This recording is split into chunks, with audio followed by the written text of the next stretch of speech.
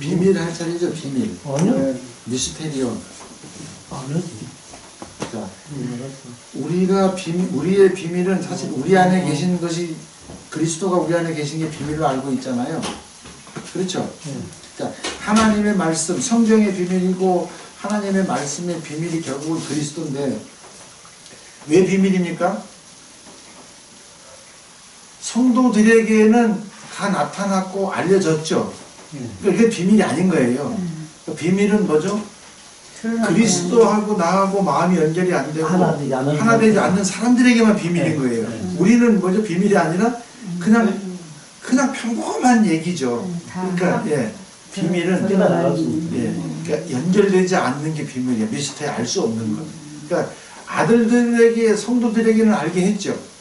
그들에게는 알게 하지 않았죠. 왜 그랬을까요? 알고 악한 데서 쓸까. 이 지금 바울도 이 예수님 마태복음까지 왔을 때 창세기 2장 16절 17절서부터 계속 지금 내려오잖아요. 하나님의 말씀이 우리 안에 있다는 것이. 근데 자, 율법 시대 이후에 이스라엘 민족들에게 계속 선지자들도 보내고 그들에게도 계속 하나님이 예수가 메시아고 계속 지금 어떻게 내 말을 듣고 지켜 행해야 내 백성이 된다고 했는데, 그들은 하나님이 말씀하신 걸 듣고 지켰어요? 아니면 하나님 명령하시지도 않은 자기들이 지은 말을 가지고 했어요? 자기들이 지은 말을 가지고 그렇죠. 그러니까 그들은 근데 그것을 돌이켜서 지금 하나님께로 돌아오지 않으면 그들은 이 하나님의 비밀을 알 수 있어요, 없어요? 없지요. 그러니까 비유로 설명하고 계속 했는데, 하나님께서는 예수님이 오시고 난 뒤에도 그들이 돌이키지 않기 때문에 여기서는 어떻게 해요? 너희들은 버린 자들. 하인 맞은 자다. 너희들은 이제 다시는 어떻게 너희들이 구원을 받을 수 있다 없다? 없죠. 받을 수 없다고 얘기하죠. 에레미야에서도 이미 지금 얘기하죠. 하인 맞은 자는 받을 수 없다. 받을 수 없죠. 그러니까 그것을 신약에 와서만 말한 게 아니고 에레미야에서도 이미 지금 구원 받을 수 있다 없다 말이에요. 내가 너희들의 신랑이 되었어도 신부된 니들이 버렸기 때문에 다시 구원을 받을 수 없다는 얘기를 마태복음 23장 화인 맞은 자라도 하면서 동일하게 얘기한단 말이죠. 한번 보세요. 마태복음에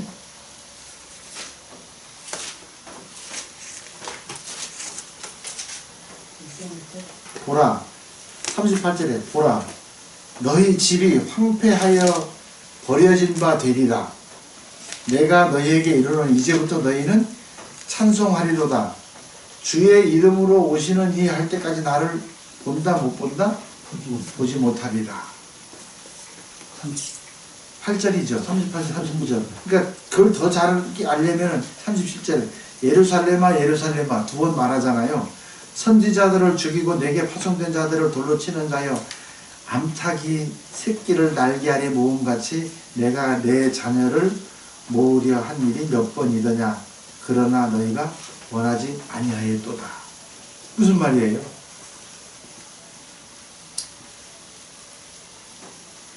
너희들은 고사하고 네 자녀들을 내가 품으려고 했는데도 너희들이 어떻게 했다는 얘기예요? 회방했다는 말이잖아요. 지금 선지자들을 계속 보냈죠. 그러니까 어떻게 한 거예요? 너만 지옥 간 게 아니라 너 자녀까지 못 가게 지금 어떻게? 니들이 거짓말을 만들어서 지금 나를 지금 못 만나게 속였다 이 말이지. 무슨 말인지 알겠죠? 그러니까 여기서 그 말을 하잖아요. 너희 집이 버림바 된다. 이게 에레미야 나오는 얘기잖아요. 그대로. 그러면서 내가 너에게 이런 이제부터 너희는 어떻게? 찬송하리로다. 주의 이름으로 오시느니 할 때까지 나를 보지 못하리라. 주의 이름으로 오시느니 할 때는 뭐예요? 우리의 통치자로 오시느니 할 때까지. 맞죠? 여기서 찬송하리로다 그러니까 우리가 또 하나님 영광 돌리는 찬송하라는 말이에요? 아니면 무슨 말이에요?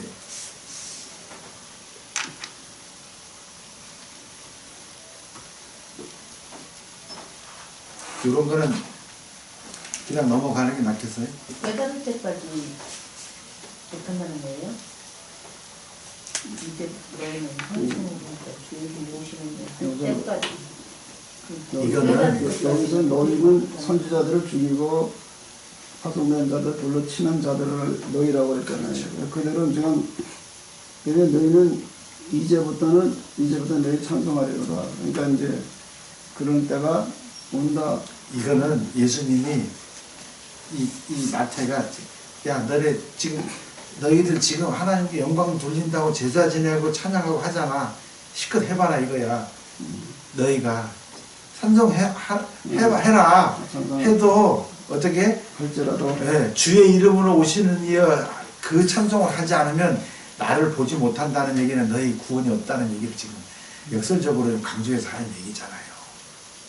이게 우리가 이런 건 문맥에 따라서 해석을 잘 해야 되는 거죠, 사실은. 이거 가지고도 엉뚱하게 가르치는 분도 계셔서 혹시 그런 말을 들어보셨나 해가지고 했는데 이거 별 뜻이 아니잖아요. 역설적으로 너 실컷 해봐 이 얘기잖아요. 그럼 너희들은 날 찬송해야 될 것이다 라고 만약에 한다면 자 찬양하라는 말로 만약에 우리가 풀어보자고요. 예를 들어서 그럼 어떻게 해석을 해야 되겠습니까? 다른 해석을 하시는 분이 계실 수 있으니까. 마음이 바뀌어서 찬송할 때까지. 그렇죠. 그거 되게 좋은 말이죠. 문맥상 지금 그 얘기가 아니잖아요. 그럼 무슨 말이에요? 자, 그 얘기가 그 얘기죠. 지금 아까 사모님 말씀하신 대로 잘 보세요. 찬양이라고 하는 것은 원래 하나님께서 우리 창조하신 목적이고 구원하시는 목적이잖아요. 삶의 목적이잖아요. 그러면 승인된 말을 해야 되는 것이지. 내가 한 말을 그대로 해야 되는 거예요. 쉽게 말하면 하나님께서 우리에게 두 번째 언약을 줬는데 우리의 신랑 되신 분이 내 입에 내 마음에 이 말씀을 신을 주고 허락을 했으니까 그분께서 나를 통해서 그냥 그분께서 말하게 해야 내가 구원 얻는다는 얘기잖아요. 지금 이 사람들한테 그렇게 하라고 가르치는 말은 아니잖아요. 지금. 그러니까 이걸 가지고 찬송하라고 했다고 해서 또 이렇게 막 노래하고 찬양하고 하라는 말이 아닌 것이죠. 찬송이라고 하는 건 율로기도서는 하나님께서 내 입에 허락한 말만 하는 것이지. 근데 지금 그 얘기가 아니잖아요. 그러니까 너희들이 진짜 찬송하기 전까지는 나를 못 본다는 얘기죠. 너희들이 지금 그런 방식으로 찬송해봐야 아무 씨알데기 없다는 얘기를 말하는 없다는 것이죠. 그건 찬송이 아니다. 이건 빚고 와서 지금 역설적으로 말하는 거예요. 그러니까 이거는 충격요법이지. 다른 쪽에 어떤 해석을 하는 목사님이 계시는데 그거는 아니올지다니까 그냥 그 정도 하시면 되고. 비밀은 뭐죠? 성도들만 알 수 있는 비밀이죠. 맞아요? 자, 내 안에 그분께서 오셨다는 말은 둘째 언약의 성취 맞습니까? 새 언약의 성취 맞아요? 새 언약은 반드시 그리스도의 십자가의 피로 세운 언약이기 때문에 옛날 우리 인간들의 제사를 지내는 짐승의 피하고 다른 피다는 얘기죠. 피로 세웠다는 말의 의미는 피가 말씀인데 구약의 율법적인 제사 방법이나 그 가르침의 방법이 아니다라고 하는 걸 반드시 얘기하는 것이죠. 예수의 피로 세웠다는 얘기는 율법이 죽어지는 것이나 완성하는 것이나 예수가 죽는 것이나 동일한 의미예요. 예수는 율법이고 그 안에 계신 하나님은 복음이다. 맞아요? 예수는 율법으로 와서 죽은 것은 율법이 죽는 걸 보여주는 거니까 우리도 율법 아래에 있는 자가 죽어져도 육은 무익한 것은 그러니까 육적인 생각도 마찬가지죠. 우리 육적인 몸이 있을 때는 그 육으로 만들어진 속사람도 있어요, 없어요? 동일하게 속사람이 있어요. 손발을 가진. 그러면 이제 그리스도와 함께 죽고 살았으면 이제 우리는 육적 몸을 벗는 것은 뭐죠? 그리스도로 옷 입는 것은 동일한 육체지만 어떻게 속사람은 복음으로 바뀌는 것이죠. 맞아요? 예, 그걸 말하는 것이죠. 그러니까 이 죽을 몸도 살리시리라. 살리시리라 하는 것은 산 존재로 있게 하겠다는 뜻이에요. 그러니까 어떻게? 그리스도께서 사용하시니까 이것은 다 어떻게? 옛날에는 종에게 사용해서 천하게 쓰임을 받았지만 지금은 어떻게 받아요? 귀하게 쓰임 받는 것이죠. 맞습니까? 그러니까 하나님의 집에는 귀하게 쓰는 그릇도 있고 천하게 쓰임 받는 그릇도 있잖아요. 정말 초보 때는 목사님으로 쓰임 받으면 잘 쓰임 받고 거기 청소부 하면 이런 식으로 처음에 설명을 했었다만 우리 어릴 때 설교로. 그게 아니죠. 거짓 것, 세상의 가치로 쓰임을 받으면, 그러니까 목사님 말씀하신 대로 하나님 말씀을 선포하면서 세상의 것으로 자꾸 풀면 그 아무리 많은 성도를 모아놓고 주일날 성경을 가지고 설교를 하고 은혜 받는 사람이 많아도 어떻게 쓰임 받는 거예요? 사단에게 쓰임 받는 거, 천하게 쓰임 받는 거, 버려지게 쓰임 받는 것이죠. 쓰레기로 쓰임 받는 것이고 아무리 성도가 작아도 어떻게 해요? 생명을 살리는 말씀으로 쓰임 받으면 나는 어떻게 귀하게 쓰임 받는 것이죠. 이런 개념인 것이죠. 그러니까 이런 것들이 결국은 보면 우리가 마음을 고쳐 먹어야 되는 것들 중에 하나죠. 이 생각을 고치지 않으면 뭐가 안 되는 거죠? 진정으로 하나님하고 회개, 관계가 정상적인 관계가 성립이 될까요? 안 될까요? 안 되는 것이죠. 회개는 그러니까 혼자 하는 게 아니라 메타노에오, 내 마음은 메타, 함께 누구와 함께 본질이고 주체이신 하나님과 함께 생각하는 거예요. 함께 생각하는 것. 그리고 내가 한 행위에 대해서도 하나님께서 말씀하신 건 말씀과 함께 생각을 하면 자연스럽게 나의 자백이 나와요, 안 나와요? 자백을 그래서 호물로게오라고 한 거예요. 우리들이 말하는 자백은 이렇게 내가 이렇게 잘못 살았으니까 진술하는 거지만 결국은 하나님께서 시키시는 자백은 어떤 자백이죠? 내가 지금까지 살고 생각했던 것이 하나님의 말씀, 하나님이 말씀하신 말씀과 함께 생각해 보는 게 자백이야. 함께 생각하면 자연히 내가 자백하는 게 아니라 누가 자백하게 하세요? 내가 자백하면 죽어요. 되게 중요한 부분이에요. 근데 누가 자백해야 살아요? 성령께서 자백, 그리스도, 그분이 가르치신 그분의 여호와의 사심, 그리스도의 사심이 우리로 자백하게 대신 말해줘야 되지. 그래야 기도도 대신 말해줘야 우리가 어떻게 사는 것이죠. 이거 분명하게 성도들한테 가르쳐야 돼요. 이건 정말 중요한 부분이거든요. 그러니까 함께 생각하는 것이다. 그러니까 음행한 연고 없이, 그런 말도 연고라는 이유 없이도 전부 로고스잖아요. 그러니까 음행한 말이 아니면 어떻게? 절대로 판단해서는 안 되는 거예요.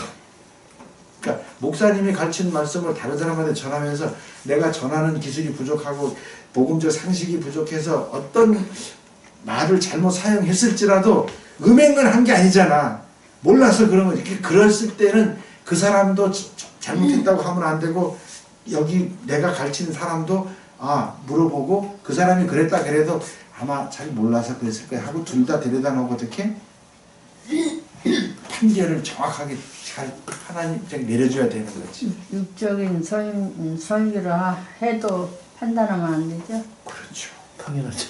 그건 우리 다 생명으로 먹을 수 있잖아요. 지금 생명이 되면. 그럼요. 어떤 말도 전도해서 생명의 말씀으로 전도해서 교회 오는 사람이 있는 게 아니라 율법적인 말을 들어서 전도해서 교회 와요. 그러면 이제 전도에 미련하는 것으로 믿는 자들을 구원하시기를 기뻐했다라는 바울의 말은요, 대단히 고린도전서 쓰기 전에 그분은 그 결론을 가지고 쓴 거야. 아니 그전에는 그걸 몰랐는데 이제 공부하다 보니까 말씀 전한 게 저건 아니다 이제 이렇게 속에서 그렇게. 근데 그 과정이 지나면 그 말한 사람이 짠해서 여기서 내가 막 측은히 여겨지고 주여 저 말의 참뜻을 깨달아 전하게 하소서 기도하게 된다니까. 그게 성령으로 탄식 없이 기도하는 거. 그게 성령의 탄식. 그리고 그 과정이 그렇죠. 과정이 그런 것 같아. 기도가 나오더라고요. 저절로 성령이. 처음에는 들으면 저거 틀렸는데 하는데 이제 그 과정 처음은 판단을 해요. 아니 틀린 거보다도 저건 아닌 것 뜻이 같은데. 그렇죠. 아닌데 저렇게 처음엔 그렇죠. 예. 근데 공부하면 두 번째 성령이 그건 이런 뜻을 가진 것이 하고 알게 하고 그 다음은 그분을 위해서 기도하게 되는 거예요. 그리고 나서는 기도하라고 그러시는 거예요. 그렇죠. 예.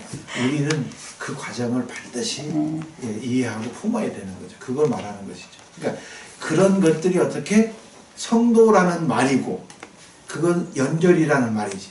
그런 사람들한테는 비밀이 없잖아요. 근데 지금 그거 모르는 사람은 뭐죠? 그 사람은 비밀인 거야. 그 안에 예수가 있고 하나님이 계시고 말씀이 사시고 있고 성령이 살고 있는데도 모르는 거잖아요. 그 사람은 연결이 안 됐으니까 미스테리지. 우리가 미스테리잖아요. 해결을 못하는 거잖아요. 근데 해답을 가진 자가 어떻게 돼야 돼? 그 사람에게 중보가 돼야 되죠. 그러니까 예수님께서 우리 중보가 된 것은 하나님 말을 위한 게 아니고 사람을 위한 것이죠. 그러니까 이런 우리도 중보가 돼야 되는 거죠. 우리는 중매자, 복음의 제사장은 중매자 역할을 하는 것이죠. 중매자는 뭘 가져야 중매자 역할을 할 수 있어요? 모든 걸 알아야 중매자가 되지. 자, 이 사람의 필요와 이 사람의 필요를 알아야 중매자가 되지. 아, 어떤 게 필요하구나. 결혼 그 중매소에도 그러잖아요. 판사 검사 위하는 사람은 너 그러면 이전도 조건은 가져야 돼. 그리고 판사 검사인 사람도 어떤 사람을 얻으려면 어느 정도 사람이 이렇게 원하니까 그걸 잘 알아서 연결시켜야 되는 것처럼 우리도 비밀을 모르는 사람들이 어떤 말씀을 할 때는 아, 이 사람에게는 이런 성경 말씀이 필요하구나. 또 이런 성경의 어떤 예가 필요하구나. 그러고 알아야 되잖아요. 알아야 되는 거지. 그러니까 선생은 뭐죠? 선생은 선지자라는 말이에요.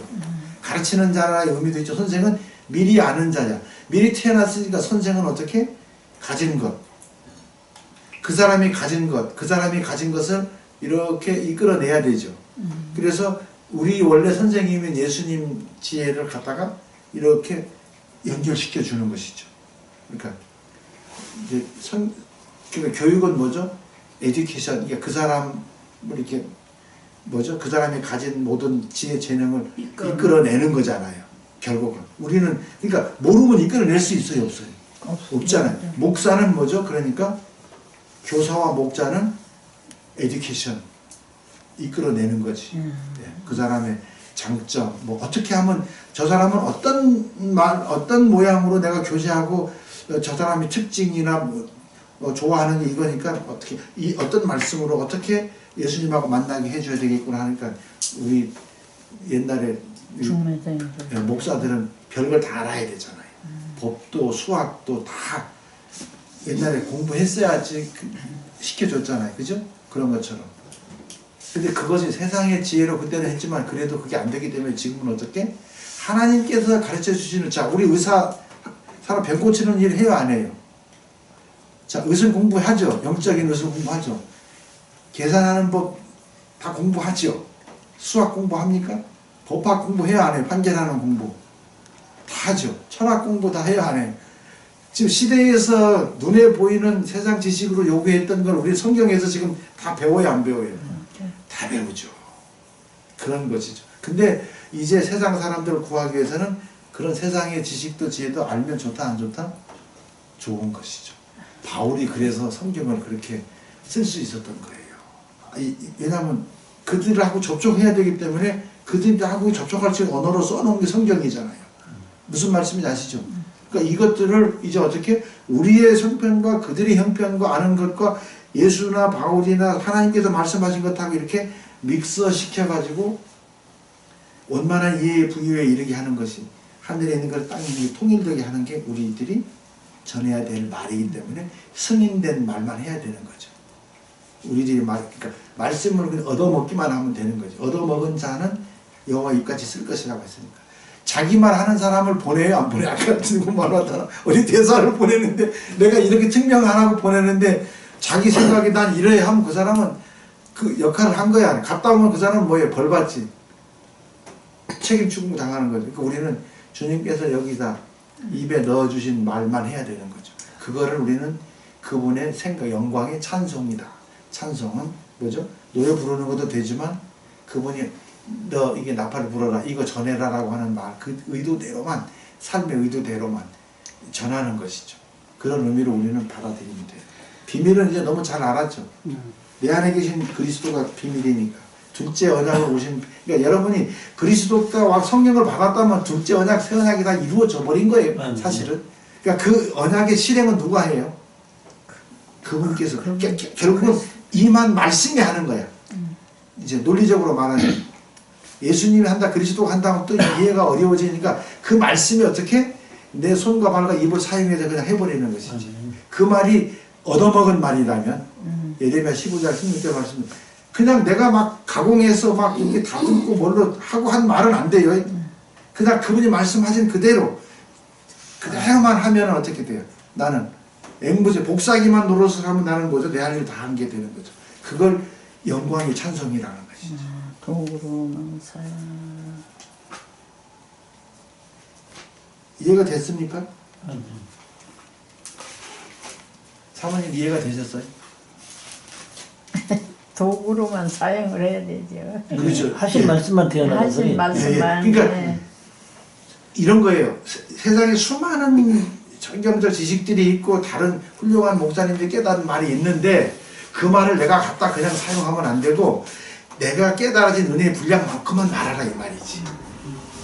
아닌 걸 갖다가 내가 누가 뭐라고 했는데 하고 말하면 뭐가 되냐면 앉아서 보고 뛰노는 결과가 된다니까요. 되게 분명한 제 손으로 수고해서 깨달은 말만 해야 되는 거예요. 이해가 되시죠? 그건 분명한 거예요. 그러니까 이런 거죠. 그렇다고 꼭 자기가 깨달은 말만 하는 게 아니라 성경이 이렇게 말씀하셨고 이제 이렇게 어느 집회에서나 어느 목사님 이렇게 말씀하셨는데 우리는 그걸 이렇게 받아들여야 된다. 저는 이렇게 했습니다라고 하면 그 깨닫는 정도가 다르지만 성도들도 다 어떻게 자기들의 은혜의 분량만큼 생각을 해볼 수 있잖아요. 그리고 나중에 그 내가 전한 말씀이 깊이가 더 깊어지고 높아지면 그때 이것은 이렇게 말했는데 나는 지금 여기까지 깨달았다 말을 해줘야 돼요. 그러면 성도들이 더 신뢰해요, 안 해요? 바울처럼 내가 처음에 육체대로 알았다. 근데 지금은 그렇게 알지 않는다. 화하게 그렇게 말할 수 있어야 되죠. 마찬가지죠. 동일하게. 그 시대에는 내가 여기까지였지만 그러니까 관계성에 대해서는 하나도 하나님하고의 숨김이 있을 수 있다 없다? 없어야 되죠. 드러나지 않는 게 하나도 없잖아요. 예, 그런 의미로 보면 되죠. 비유도 너무 잘하는 얘기죠. 비유. 자, 하나님의 말씀은 세상의 언어를 가지고 기록했죠. 맞아요? 예. 그 사용된 언어의 표현은 비유를 통해서 하나님의 의도를 드러낸 거죠. 예수님은 비유가 아니면 말씀 안 하셨다 그랬고 시편 78편에도 비유라 그랬고 제가 성경은 왜 비유로 기록되어 있는가라고 아담도 결국은 예수의 비유입니까 아닙니까? 결국은 성경 처음부터 다 비유예요.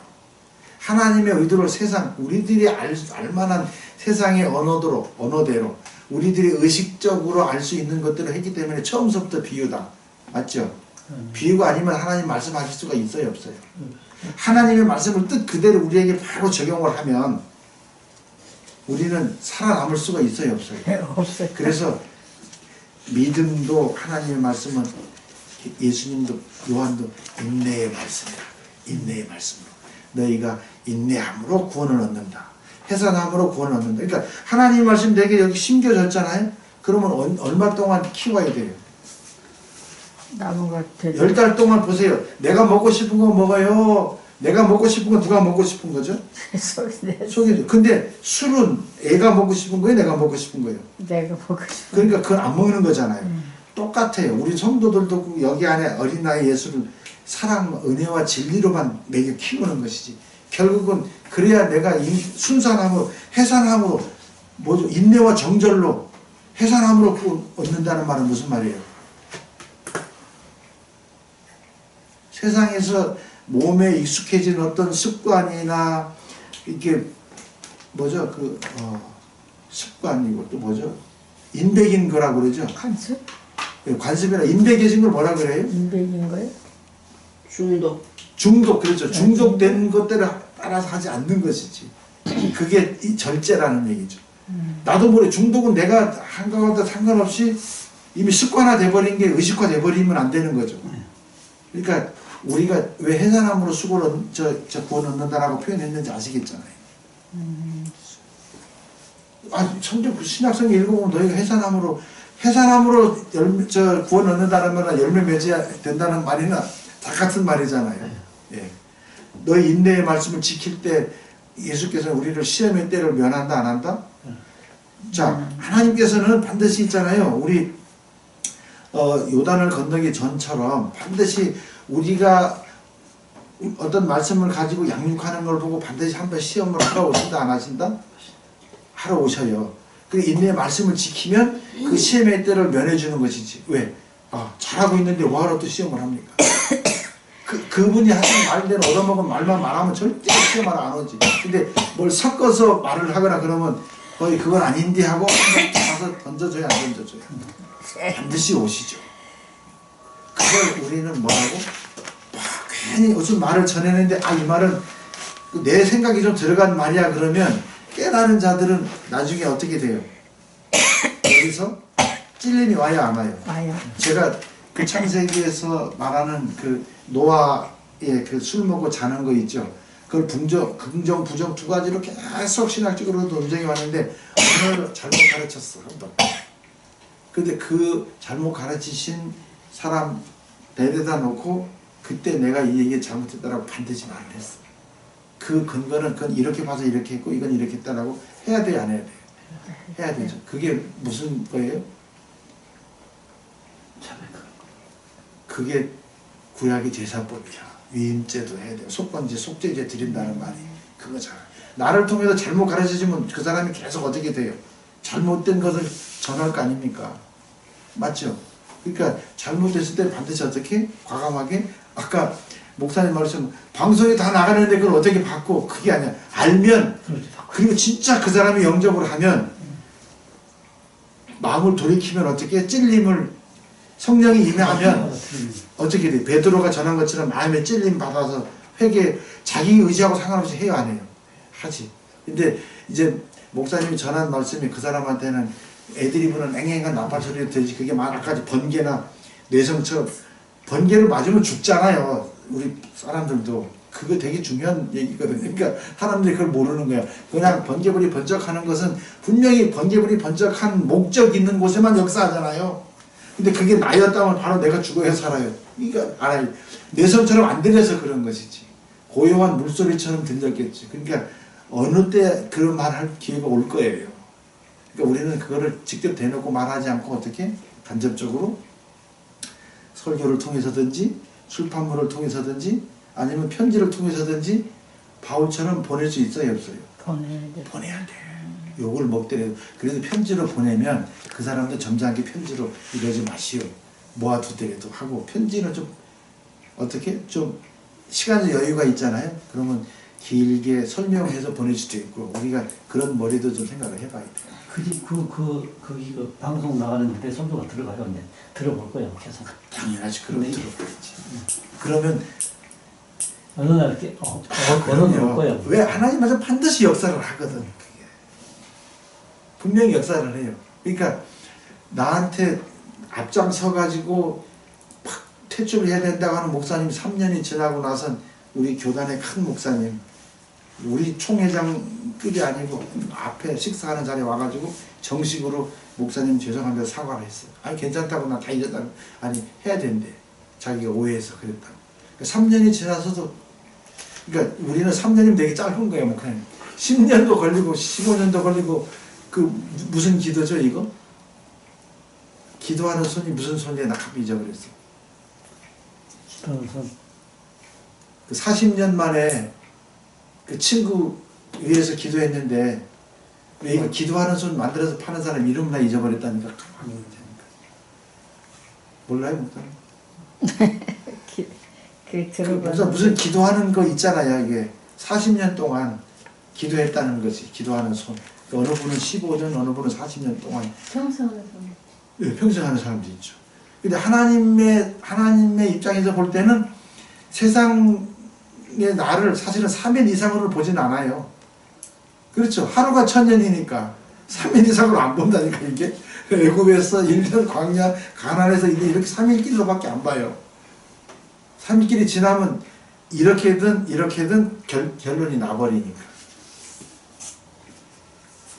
인자의 말씀을 듣잖아요. 인자가 우리 안에 오면 3일이 지나면 부활하는데 잘 회개해서 그분이 말씀하신 대로 그러니까 이 안에 걸 다 그분이 하신 대로 해주면 내어드리면 그분은 생명의 부활로 같이 살아날 것이고 왔는데도 그냥 여기서 계속 싸우면 어떻게 돼요?